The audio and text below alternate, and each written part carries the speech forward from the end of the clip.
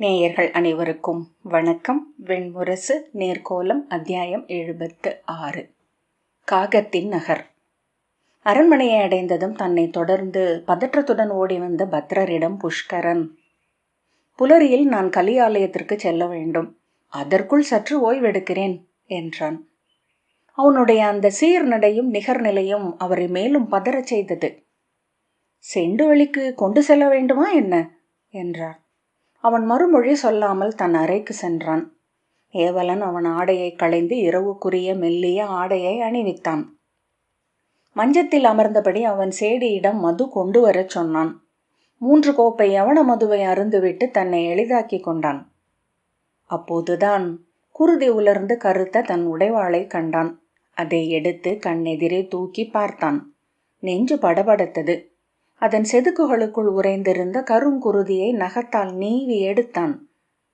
எண்ணீரா கணத்தில் பெரும் உளக்கிளர்ச்சி ஒன்று ஏற்பட்டது. முதுகுத்தண்டு சிலிர்க்க, கண்கள் மங்க, தலைக்குள் குளிர் பரவ காலமில்லாதாகி மீண்டான். புன்னகையுடன் கண்களிலிருந்து வழிந்த நீரை துடைத்து கொண்டான். கையில் வாளுடன் படுக்கையில் படுத்து முகடு பலகையை நோக்கி கொண்டிருந்தான். மெல்ல அவன் துயில வாள் நழுவி கீழே விழுந்தது. அவ்வொலியை அவன் கனவில் ஒரு மணி யோசையென கேட்டான். அந்த வாள் ஒரு பாம்பென்று மாறி உடல் எங்கும் குருதி வழிய கட்டிலின் கால் மேல் சுழன்றேறி அவன் காலை அடைந்தது. உடல் வழிந்து மார்பின் மேல் சுருண்டு படம் எடுத்தது. கரிய நாகம். அவன் அதன் விழிகளையே பார்த்து கொண்டிருந்தான். காற்றில் சுடரென அதன் படம் அசைந்தது. நீயா என்றான். பாம்பு சீறல் ஒலி எழுப்பியது. அவ்வொலியே சொல்லாக பேசத் தொடங்கியது. இது கடன்தான் என்றது. என்ன சொல்கிறாய்? இது கடன்தான் என்றது மீண்டும். எதுவரை என்றான். அது சீறியது. சொல், எதுவரை? அதன் விழிகள் பொருளிலா மணிகள். சொல், எதுவரை எதுவரை? அதன் ஆட்டம் பொருளிலா நெகிழ்வு. சொல், எதுவரை எதுவரை சொல். அவன் அதை பிடித்து நெரித்தான். நீ என்னுடன் இருப்பாய், நான் விடமாட்டேன். அது சுருங்கி அவன் பிடியிலிருந்து நழுவி தன்னை உருவிக்கொண்டது. சொல், எதுவரை எதுவரை உடனிருப்பாய்? தன் குரலை கேட்டே அவன் விழித்து கொண்டான். கையில் அவன் உடைவாள் இருந்தது. அதன் கூர்முனையை இறுக பற்றி இருந்தான். விரல் இடுக்குகளில் செங்குருதி ஊறி படுக்கை மேல் சொட்டியது. கையை விட வேண்டுமென எண்ணினாலும் முடியாமல் இருளையே நோக்கி கொண்டிருந்தான். வெளியே நகரின் ஓசைகள் பெருகி அனைத்து சாளரங்களூடாகவும் அரண்மனைக்குள் நிறைந்து சுவர்களில் எதிரொலித்து கொண்டிருந்தன. யானைகளின் பிளிரல்கள், முரசொலிகள், மனித குரல் திரண்டெழுந்த அலை முழக்கம். ஏன் இக்குரல்கள் இப்படி அலையடிக்கின்றன என்று எண்ணிக்கொண்டான். அது உள மயக்கா? இல்லை, அவை மெய்யாகவே அலையடித்து கொண்டிருந்தன. அத்தனை குரல்களும் இணைந்து மேலெழுந்து இறங்குகின்றனவா? காட்டில் சீவிடின் ஒலி போல அத்தனை உள்ளங்களும் ஒன்றென்று ஆகிவிட்டனவா? அவன் அறைக்குள் வந்து தலைவணங்கிய ஏவலன், புலரி அணுகுகிறது அரசே, விடிவெள்ளி எழுந்துவிட்டது என்றான். நன்று என்ற பின் அவன் எழுந்து நீராட்டறைக்கு சென்றான். ஏவலர் இளவெந்நீரில் அவனை நீராட்டினர். குருதி உடலெங்கும் வெம்மை கொண்டு ஓட சித்தம் மெல்ல மயங்கிய போது நிறைவு மட்டுமே அளிக்கும் மயக்கத்தை உணர்ந்தான். இங்கிருக்கிறேன் என்று ஒற்றை சொல்லாக அவன் உள்ளம் இருந்தது. அதன் பொருள் என்ன என்று அவன் உணர்ந்தபோது அத்தருணத்தை கடந்து வந்திருந்தான். எழுந்து ஈரம் வழிய ஆடி முன் நின்றான். ஏவலர் அவன் உடலை துடைத்து மலர் சுண்ண பொடி பூசினர். ஆடியில் அவன் தன்னை நோக்கி கொண்டே நின்றான். அப்போது அவனுக்கு ஒன்று தெரிந்தது. அதுவே அவன் வாழ்வின் உச்சம். அந்த மலைமுடியிலிருந்து மறுபுறம் இறங்குவதே அதற்கு மேல் எஞ்சி இருந்தது. நிஷதபுரியில் 12 நாட்கள் களிப்பதிட்டை பெருவிழவு நடந்தது. நகரெங்கிலும் இருந்து மக்கள் பெருகி திரை தள்ளி ஒழுகி கலியின் சிற்றாலயம் அமைந்த காட்டை தலைகளென நிரப்பினர். வெறியாட்டு எழுந்த 108 நிஷதகுடி பூசகர்கள் வேல் சுழற்றி அலறி நடனமிட்டபடி நகரத்திலிருந்து கிளம்பி கலியின் ஆலயத்திற்கு வந்தனர். அவர்களை சூழ்ந்து கைமுழவும் துடியும் கிணையும் பறையும் முழக்கியபடி நிஷாதர்கள் கட்டிலா நடனமிட்டு கூவி ஆர்ப்பரித்தபடி வந்தனர். ஒவ்வொருவராக அவர்கள் ஆலயத்தை வந்தணைய அவர்களை வாழ்த்தியும் கலிக்கு வெற்றி கூவியும் நிஷாதர்கள் ஆர்ப்பரித்தனர். எழுக காகம், எழுக கருமை, எழுக நிகரிலாதோன் நகர், எழுக நிசத குருதி பேரலை என எழுந்த கூவல்கள் ஒன்றுடன் ஒன்று கலந்து சொல்லிலா கார்வை என்றாயின. ஆனால் அக்கார்வை அச்சொற்களை செவி கேட்கவும் செய்தது. நகர் எங்கும் அமைந்த சிறிய கலிப்பதிட்டைகளுக்கு முன் எருமைகளை கழுத்தறுத்து பலி கொடுத்தனர். அந்த குருதியால் கலியை முழுக்காட்டினர். வழிந்து மடையில் கொட்டிய குருதியை கொப்பரைகளில் அள்ளி தெருக்களில் கொந்தளித்த மக்கள் திரள் மேல் வீசினர். அதை குடித்தனர், கொப்பளித்து துப்பினர். குழந்தைகளை அதில் முழுக்காட்டி தூக்கி காற்றில் வீசி பிடித்தனர். நிஷாதர் அனைவரும் குருதியாடினர். வியர்வை வழிந்து குருதியுடன் கலந்து அவர்களை போர்க்களத்திலிருந்து எழுந்து வந்த குறையுடல்கள் என மயங்கச் செய்தது. கலிதேவன் ஆலய பெருமுகப்பில் அரசனின் தேர் வந்தபோது, காளககுடி மைந்தர் புஷ்கரன் வெல்க, நிஷதகுடி மன்னர் வெல்க, கலிமைந்தர் என்றென்றும் வெல்க என்று வாழ்த்தொலிகள் எழுந்தன. நாற்புறமும் திறந்த தேர்த்தட்டில் இரு கைகளையும் கூப்பியபடி நின்று மக்கள் வீசிய அரிமலர் மழையில் நனைந்து ஆலயத்தை வந்தடைந்தான் புஷ்கரன். வீரர் அமைத்த படிகளில் இறங்கி இருபுறமும் மனித திரள் கொப்பளிக்க வேல் கொண்டு விலக்கி வீரர்கள் உருவாக்கிய சிறு பாதையினூடாக நடந்து ஆலயத்தை சென்றடைந்தான். அவன் வருகையை முரசுகள் முழங்கி அறிவித்தன. பூசகர்கள் 7 வந்து அவனை வேல் தாழ்த்தி வரவேற்று கொண்டு சென்று கலிமுன் நிறுத்தினர். விழி கட்டப்பட்ட சிலையை நோக்கியபடி அவன் கை கூப்பி நின்றான். அவன் உடல் மெய்ப்பு கொண்டபடியே இருந்தது. பூசகர் ஒருவர் வெறியாட்டு கொண்டு அலறி வேல் சுழற்றி ஆடினார். சூழ நின்ற பூசகர்கள் ஒவ்வொருவராக வெறியாட்டு கொண்டனர். அது ஒருவரிலிருந்து ஒருவர் என கடந்து செல்ல அப்பகுதியில் நின்ற அனைவருமே வெறியாட்டெழ கூவி துள்ளி ஆடினர்.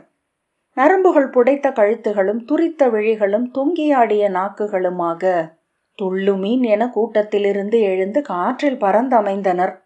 வெறிக்கூச்சலுடன் ஒருவன் ஓடி வந்து கலிமுன் நின்று தன் குழலை இடக்கையால் பற்றி வலக்கையில் ஏந்திய வாளால் தலையறிந்து குருதி பெருக கீழே விழுந்தான். அவன் மேல் என இன்னொருவன் வந்து தலையறிந்து விழுந்தான். மேலும் மேலும் என 7 நிஷாதர் தலை கொடுத்து விழுந்தனர். பூசகர் அவர்களின் குருதியை மரக்குடைவு கலங்களில் பிடித்து சேர்த்தனர். கால்கள் பின்னி துடிக்க, கைகள் மண் அள்ளி அதிர, விழித்த கண்களும் இழித்த பற்களுமாக அவர்கள் உயிரடங்கினர். தற்பொலி கொடுத்து கொண்ட நிஷாத வீரர்களின் உடல்களை தூக்கி அகற்றினர் பூசகர். 12 குடங்களில் பிடித்து சேர்க்கப்பட்ட அவர்களின் கொழுங்குருதியை கலியின் சிலை மேல் ஊற்றி முழுக்காட்டினர். முழவும் பறையும் உரிமையும் சங்கும் மணியும் கொண்ட 5 வகை கருவிகள் முழங்கிக் கொண்டே இருந்தன. மலராட்டும் சுடராட்டும் முடிவது வரை அந்த இசையாலேயே அப்பகுதியின் அத்தனை காட்சிகளும் சமைக்கப்பட்டிருந்தன. பஞ்சவாத்தியம் அமைக என பூசகர் கை காட்டியதும் அவை ஓய்ந்து அமைதி எழுந்தது. அமைதியும் பெருகி அகன்று சென்றது. சூழ்ந்திருந்த முற்றமும் காடும் ஓசை அடங்கின. பூசகர் கலிக்கு படையலிட்டு அக்குருதி அன்னத்தை அவனுக்கு அளித்தார். அதில் ஒரு பருக்கையை எடுத்து உண்டு வணங்கி கலியின் காலில் இருந்த குருதி குழம்பை எடுத்து நெற்றியில் குறி தொட்டு அவன் வெளியே வந்தான். தேரில் ஏறி நாற்புறமும் நோக்கி தொழுத பின் உரத்த குரலில், இனி தடையேதும் இல்லை, நம் தெய்வம் அது வீற்றிருக்கும் இடம் என நமது முன்னோர் வகுத்த மலையுச்சிக்கே செல்லட்டும். நம் தெய்வத்தை நம் சென்னி மேல் அமர்த்துவது நமது கடன், அவ்வாறே ஆகுக என்றான். அவன் கூறியதை பல 100 நிமித்திகர்கள் மீண்டும் மீண்டும் கூவ நிஷாதர்கள் வெறி கூச்சலிட்டனர். நெஞ்சிலும் தலையிலும் அறைந்தபடி சிலர் அழுதனர். கொம்பும் முரசும் முழங்க வாழ்த்தொலி கூவியபடி பூசகர்கள் கலியின் விழி கட்டை அவிழ்த்தனர். விழி திறந்த தெய்வத்தை கற்பீடத்திலிருந்து பெயர்த்தெடுத்து மரபீடத்தில் வைத்தனர். 6 மரச்சட்டங்களின் மேல் அமைந்த அந்த பீடத்தை கழிக்கு 5 என 30 மல்லர்கள் தூக்கி கொண்டார்கள். ஆர்ப்பரிக்கும் நிஷாதர்களை நோக்கியபடி கலி வெளிவந்து பகலொளியில் நின்றது. கொப்பளிக்கும் பெரு வெள்ளத்தில் மிதப்பது போல கலியின் சிலை மக்கள் திரள் மேல் அலை பாய்ந்ததை புஷ்கரன் நோக்கி நின்றான். மேலேறி செல்லும் வெள்ளம் என்றார் பத்ரர். எறும்பு பெருக்கு என அவன் எண்ணினான். அப்பால் நின்றிருந்த சுனீதர் எரிந்தெழுந்து மலையை உண்ணும் தழல் என்றார். ஒன்றை ஒன்று உந்தி மேலேற்றும் சிறிய அலைகளாக மக்கள் திரள் இந்திரகிரிக்கு மேலேறி சென்றது. தேர்தட்டில் இடையில் கை வைத்து நின்று அவன் பார்த்து கொண்டிருக்கையில் இந்திரகிரி முற்றிலும் மனிதர்களால் ஆனதாக மாறியது. அவன் அருகே நின்ற சுனீதர், மலையே மறைந்துவிட்டது அரசே என்றார். அவன் தலையசைத்தான். அமைச்சர் பத்ரர், மானுட மலை என்றார். அவனுக்கு மண்ணில் நிறைந்திருக்கும் மானுட பரப்பில் ஒரு குமிழி என்று தோன்றியது. மேலே இந்திரனின் சிலை அசைவதை அவன் கண்டான். அங்கிருந்து எழுந்த ஓலம் மிக மெல்லிய செவித்தீற்றலாகவே கேட்டது. சிலை அசைவது அதற்கு பின்னிருந்த முகில் நகர்வாலா என்று ஐயம் ஏற்பட்டது. மீண்டும் மீண்டும் அது நடுங்கி அதிர்ந்து அசைந்த போதுதான் உண்மை அது என்ற திண்ணம் வந்தது. சிலை வலப்பக்கமாக சரியத் தொடங்கியது. சுனீதர், சிலை சரிகிறது. அங்கு நின்றவர்கள் விலகி ஓடவில்லை எனில் பலர் நசுங்குவது உறுதி என்றார். அமைச்சர் பத்ரர், அனைவரும் அவ்வாறு விலக்கிக் கொள்ள இயலாது. மலையில் எங்கும் இடமே இல்லையே என்றார். சுனீதர், ஆம், கலிவிழி திறந்தால் திரள் பலியின்றி அமையமாட்டான் என்றார். காற்றில் கரிய இறகு ஒன்று விழுந்து நிலத்தில் அமைவது போல சிலை சென்று அரைந்தது. ஓசையே இல்லாது அது நிகழ்ந்தமை புஷ்கரனுக்குள் ஒரு துணுக்குரலை உருவாக்கியது. அங்கு எழுந்த அலறல்களும் கூச்சல்களும் தொலைவிலிருந்து பார்க்கையில் மிகச் சிறிய பறவை கலை ஒலி போல தோன்றியது. சற்று நேரத்தில் சிலை மேல் மனித திரள் ஏறி முழுமையாகவே மூடியது. கூர்ந்து நோக்கிய போது மனித உடல்கள் போர்வை என மூடியிருக்க ஒரு முழுப்புருவாக சிலையை காண முடிந்தது. கலிதேவனின் சிலையை இப்போதே அங்கு நிறுவி விடுவார்கள். பதிட்டை பூசணைகள் பகல் முழுக்க நிகழும். அந்தியில் முழுக்காட்டும் விழி திறப்பும் என்றார் சுனீதர். நாம் அரண்மனைக்கே மீண்டு ஓய்வெடுத்துவிட்டு அங்கே செல்வோம். புஷ்கரன் தலையசைத்து தேரை திருப்பும்படி ஆணையிட்டான். தேர் ஒழிந்த நகர்த்தெருக்களினூடாக செல்லும் போது கலிங்க அரசியையும் அவள் காதலனையும் இக்குடிகளே தண்டிக்கட்டும் என்று நான் ஆணையிடுகிறேன் என்றான். பத்ரர் திடுக்கிட்டு, அரசே, குடியவையில் அவர்களை நிறுத்தி நெறியுசாவ வேண்டியது நம் கடன் என்றார். புஷ்கரன், மேலும் ஒரு நாள் கடத்தினால் அவளை நம்மால் தொட முடியாது. ஏனெனில் அவள் சத்திரிய பெண். ஒருபோதும் சத்திரியர் நிஷாதர் முன் சத்திரிய பெண் மன்று நிற்க ஒப்பமாட்டார்கள். இத்தருணத்தில் இங்கேயே இவ்வலையிலேயே அது நிகழ்ந்தாக வேண்டும் என்றான். பத்ரர், ஆணை என்றார். நிஷதபுரியின் புஷ்கரன் ஒவ்வொன்றையும் எண்ணி எண்ணி செய்து ஏணியில் ஏறிக்கொண்டே இருந்தான். அந்த ஏணி உண்மையில் கீழ் நோக்கி சரிந்து ஆழத்திற்கிறங்கியது என்பதை அவன் உணர்ந்தும் இருந்தான் என்றார் ஆபர். விராடர், ஆம், கண் மூடினாலும் எழுவதையும் விழுவதையும் உணரும் ஒரு புலன் நம்முள் உள்ளது என்றார். கலி கொண்டாட்டத்தின் நாளிலேயே பெருகி வந்து செண்டுவெளியைச் சூழ்ந்த நிஷாதர்கள் ரிஷபனையும் மாலினியையும் கல்லால் அடித்து கிழித்தெறிந்தனர். அவர்கள் ஒவ்வொருவரும் குருதியில் ஆடியிருந்தனர். மேலும் மேலும் குருதி என அவர்களுள் வாழ்ந்த இருண்ட தெய்வம் விடாய் மிக்க நாவை நீட்டியது. ரிஷபனும் மாலினியும் எரிபெருக்கிலிட்ட வெண்ணெய் கட்டிகள் போல கண் எதிரிலேயே கணங்களுக்குள் உருவழிந்தனர். அவர்களின் ஊனில் ஒரு துண்டுக்காக நிஷாதர் முண்டி அடித்தனர். ஒரு நகம் மட்டும் கிடைத்த ஒருவன் வெறி கொண்டு நகைத்தபடி எழுந்து குதிக்க அவன் மேல் பாய்ந்து பிறர் அவனையே கிழித்தெறிந்தனர் என்றார் ஆபர். தண்டபுரத்தின் கலிங்க அரசன் பானுதேவன் செய்தி அறிந்த போது சினம் கொண்டு தொடையை அறைந்தபடி எழுந்தான். எழுக நம் படைகள் என அவன் ஆணையிட்டான். அரசே, பொறுங்கள், நம்முடன் நின்றிருக்கும் படைகள் எவை என நாம் அறிய வேண்டும். அவனுடன் நிற்பவர் எவர் என்றும் தெளிய வேண்டும் என்றார் அமைச்சர் ஸ்ரீகரர். நம்முடன் அத்தனை சத்திரியர்களும் நிற்பார்கள். உடனே நிகழ்ந்ததென்ன என்று அரசர்களுக்கு செய்தி அறிவியுங்கள் என்றான் பானுதேவன். அதை அறிந்த பின்னர் போதும் நம் படை நீக்கம் என்றார் அமைச்சர். அதற்குள்ளாகவே புஷ்கரன் படை கொண்டு தண்டபுரத்தின் மேல் எழுந்திருக்கும் செய்தி வந்தது. அவனுடன் சதகர்ணிகளின் படைகளும் வழியில் இணைந்து கொண்டன. இப்பெரு வஞ்சனையை நான் எதிர்பார்க்கவில்லை. வஞ்சனையாலேயே இந்த ஆடல் நிகழும் என நான் அறிந்திருந்தேன். ஆயினும் இது எண்ணற்கரியது என்று பானுதேவன் கூமுறினான். சதகர்ணிகளை புஷ்கரனுடன் இணைத்ததே நான் தான். என்னிடமே முதல் வஞ்சனையை நிகழ்த்தி இருக்கிறார்கள். அதுவே நிகழும். ஏனென்றால் வஞ்சனை திறனால் நீங்கள் ஆற்றல் கொள்கிறீர்கள் என அவர்கள் அறிவார்கள். படை வல்லமை கண்ணுக்கு தெரியும், சூழ்ச்சியை உய்த்தறிய இயலாது. சூழ்ச்சி திறன் கொண்டவனை அவன் வளர்வதற்குள் அழிக்க வேண்டும் என்றுதான் அரச நூல்கள் சொல்கின்றன என்றார் அமைச்சர் ஸ்ரீகரர். பானுதேவன் சினம் கொண்டு தொடைமேல் ஓங்கி அறைந்தான்.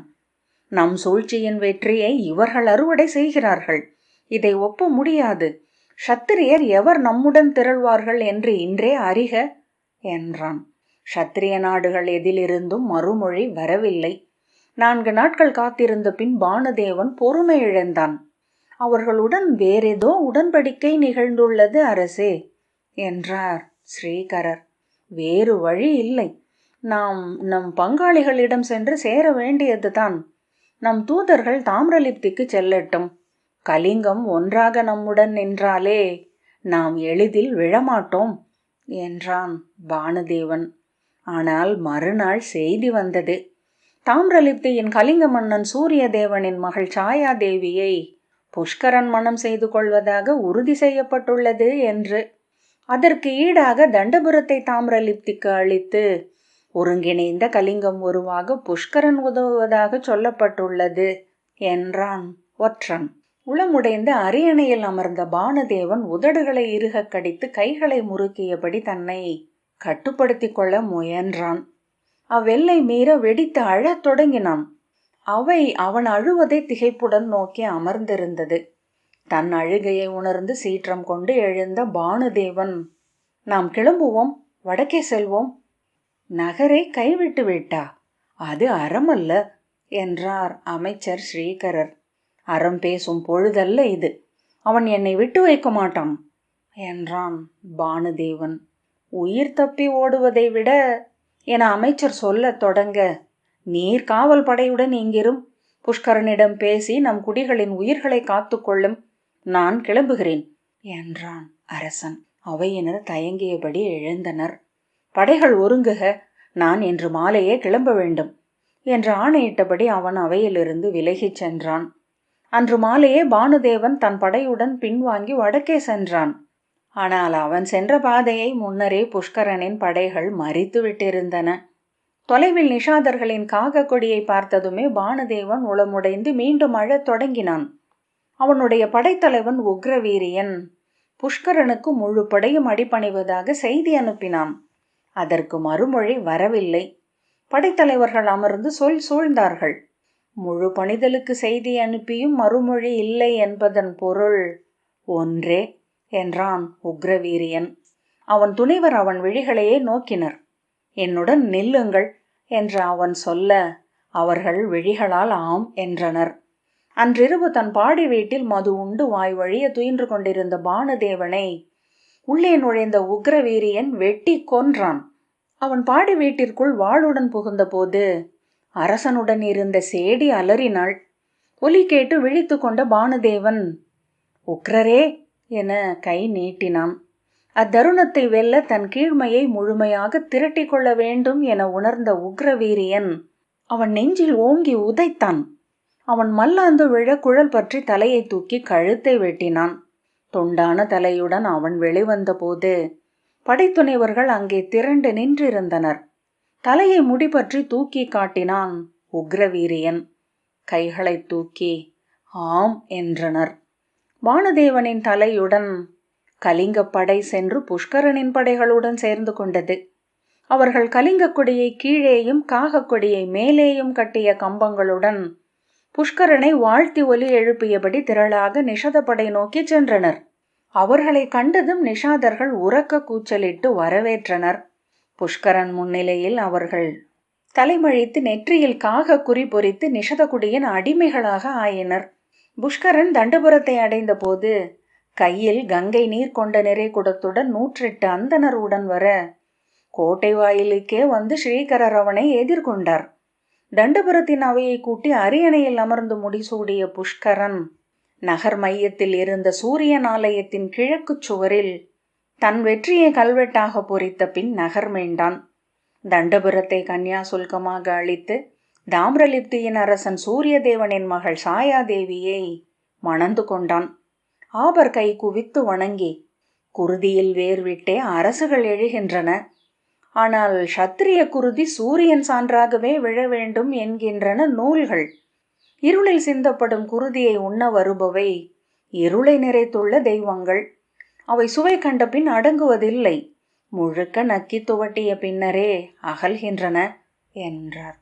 விராடர் பெருமூச்சுடன், ஆம், ஒரு முறை கூட வரலாறு பிரிதொன்றை சொன்னதில்லை. ஆனால் இது நிகழாமலும் இருந்ததில்லை என்றார். மீண்டும் மீண்டும் இந்நிலத்தில் உடன் பிறந்தார் நிலத்திற்கென பூசலிட்டிருக்கிறார்கள். பின்னர் விண்ணேகி அங்கே ஒருவரை ஒருவர் தழுவிக்கொண்டு கண்ணீர் விட்டிருக்கிறார்கள். ஆயினும் குருதி பூசலும் அடங்கவில்லை என்றார் ஆபர். குங்கன் எழுந்தமைந்து மெல்ல முனகிய பின், போருக்கெழுபவர்கள் நூல் நோக்குவதில்லை என்றான். விராடர், எனக்கு ஒன்று தோன்றுவதுண்டு குங்கரே. இப்போது நீங்கள் அசைந்து ஒலி எழுப்புகையில் குருதிப்பட்டது. உங்கள் அசைவுகளை மட்டும் கண்டால் நீங்கள் புண்பட்டு உடற்குறை கொண்ட ஒருவர் என தோன்றும் என்றார். குங்கன், என்ன என்றான் வியப்புடன். ஆம், உங்கள் இடக்காலில் புண் எழுந்து முடமானது போல. அதை நீங்கள் மாளா வலியுடன் அசைத்து வைப்பதாகவே தோன்றும். குங்கன் புன்னகைத்து, நாம் அதை அறியவோ பகுக்கவோ இயலாது என்றான். பின்னர் ஆபரிடம், காணகிய நளன் என்ன ஆனார் என்றான். பல நூறு கதை வடிவுகள் இங்குள்ளன. நான் 4-5 கேட்டுவிட்டேன். நான் கேட்க விழைவது அரசு சூழும் அந்தனர் எழுதி வைத்திருக்கும் வரலாற்றை. ஆபர், இதுவும் கதையே. சென்றவரை பற்றி இருப்பவர் கதையாக அன்றி எதையுமே சொல்லிவிட முடியாது என்றார். விராடர், மெய் வரலாறு என்பதே இல்லையா என்றார். இல்லை, மெய் வரலாறு ஒன்று இருந்தால் அது பாறைகளைப் போல. அதை கொண்டு நிகழ்காலத்தை விரும்பிய வண்ணம் புனைந்து கொள்ள முடியாது என்றார் ஆபர். சொல்க என்றான் குங்கன். ஆபர் நீள் மூச்சுவிட்டு, புஷ்கரனை பற்றி கொண்ட நாகம் நளனை கைவிட்டதே என்கின்றன நூல்கள் என தொடங்கினார். அன்றுதான் இந்திரகிரியின் உச்சியில் நளன் நிறுவிய பெருஞ்சிலை மண்ணறைந்து விழுந்து 46 பேரை பலி கொண்டது. கலி விழித்திறந்து எழுந்து தன் குடிகளின் மேல் அனலென பரவி ஆட்கொண்டது. குருதியில் ஆடி குருதியை உண்டு வெறி கொண்டாடியது நிஷதபுரி. நீர்க்கோளம் 76வது அத்தியாயம் இத்துடன் நிறைவு பெற்றது. நன்றி.